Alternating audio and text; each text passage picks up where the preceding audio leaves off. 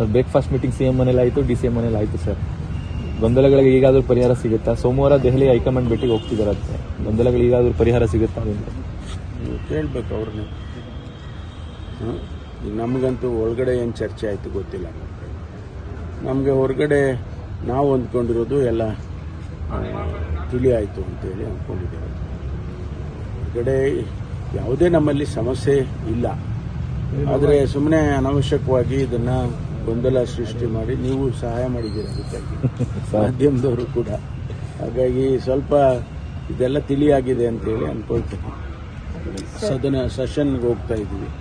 ಅಧಿವೇಶನಕ್ಕೆ 8ನೇ ತಾರೀಕು ಅಧಿವೇಶನ ಪ್ರಾರಂಭ ಆಗುತ್ತೆ. ಅನೇಕ ಜ್ವಲಂತ ಸಮಸ್ಯೆಗಳನ್ನು ಚರ್ಚೆ ಮಾಡೋದಕ್ಕೆ ವಿರೋಧ ಪಕ್ಷದವರು ಕೂಡ ಅವರು ತಯಾರಾಗಿದ್ದಾರೆ.